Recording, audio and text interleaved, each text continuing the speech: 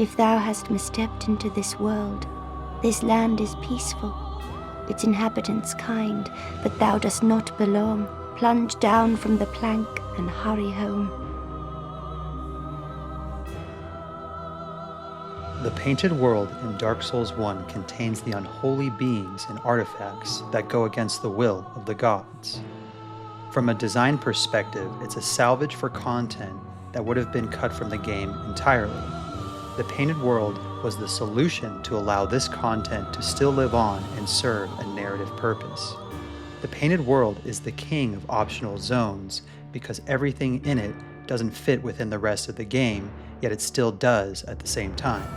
This is why Dark Souls 1 still matters. Starting with the lore, the Painted World was created by a being named Ariamis. It essentially functions as a separate plane of existence within a painting, while still being connected to the bonfire system within Lordran if the Chosen Undead has access to warping. The Painted World is accessed by the Chosen Undead through acquiring a peculiar doll found by returning to their cell in the Undead Asylum. The main function of the Painted World was to contain crossbreed Priscilla. Priscilla was deemed an abomination by the gods as she was born from Seath and an unknown human woman. The life hunt scythe she wields was feared by the gods as well, according to the weapon's description. As time passed, Priscilla would assume the role as the guardian of all those who were in the Painted World with her. She even pleads with the Chosen Undead to leave the inhabitants alone, as she refers to them as both kind and peaceful. It is likely she treated new arrivals into the Painted World with kindness since they too were outcasts just like her. For good measure, the painting is guarded by painting guardians who stand watch in front of the painting in Anor Londo. Through generations of guardians, it is said they have lost the knowledge of why they guard the painting in the first place, according to their armor's description. Besides being a prison for Priscilla, the gods would continue to use the painting to dump any other artifacts or beings that were deemed abominations or threats to them in their rule. Priscilla doesn't fit within the main progression of the game from a design perspective, making her the perfect centerpiece for this tucked away area of the game.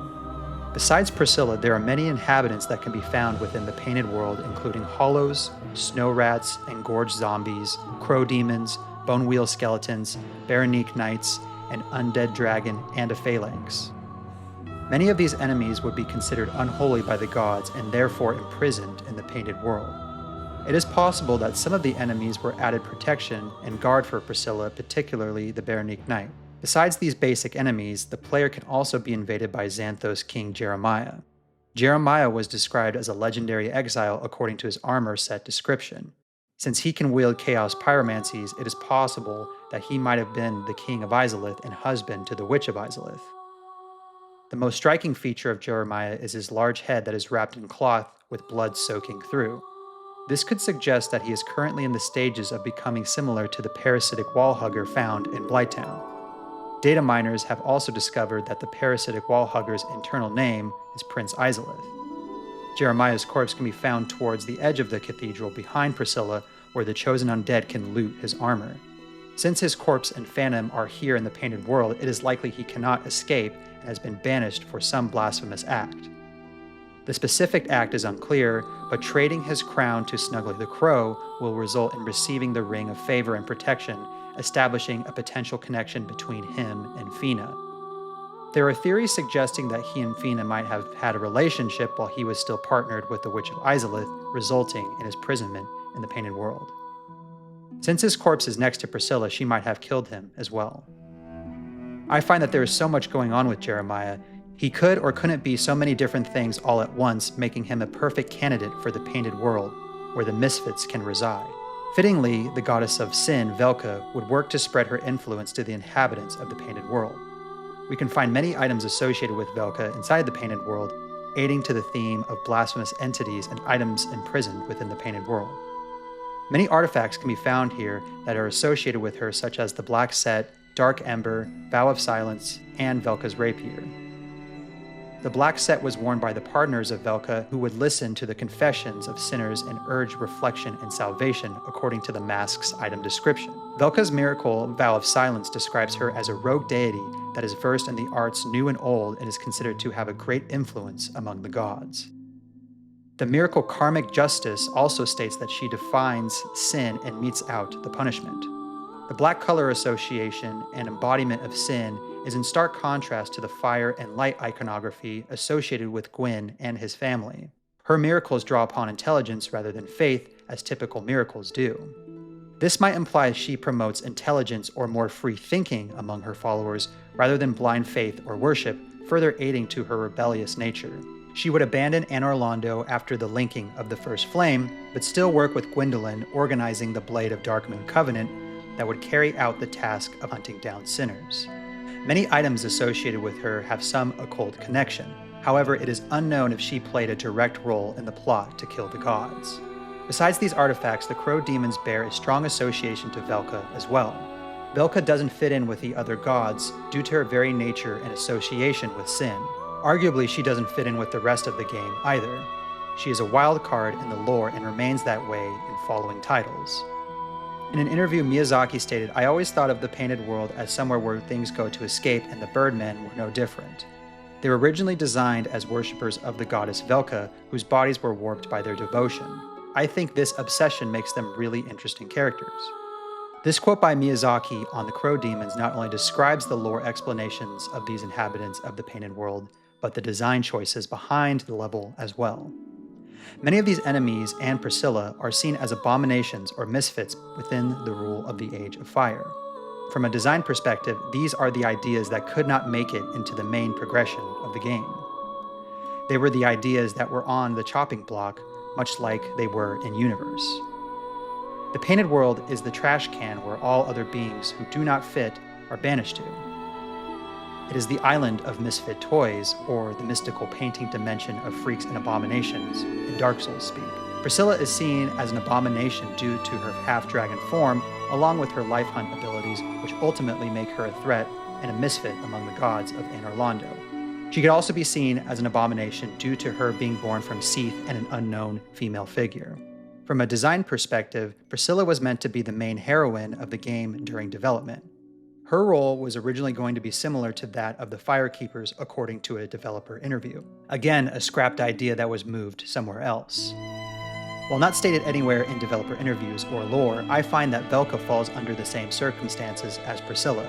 Here we have a character that was such a rebel to the gods and a polarizing figure, she couldn't possibly have fit within the main story that the developers were trying to tell, so sending much of the items, spells, and enemies associated with her to the Painted World makes sense. This is where content that couldn't fit goes to be imprisoned but still appreciated by the player. We also see this with the Phalanx and the King Jeremiah invasion, both being references to Demon Souls, Phalanx, and Old Monk boss fights. Oftentimes, this use of leftover or undecided content is done through DLC, whereas here, in the Painted World, there is a greater tie to developer intent and in-game lore in my view. I find that incorporating leftover content via DLC is not as smoothly implemented as being done through base game development. The Painted World is the best example of when ideas can be repurposed to still fit the game's design and story without feeling too out of place. The developers, in a sense, are like the gods of Anor Londo. It is the idea that these concepts are too much for the world that is established, but they can still exist within that world to some extent.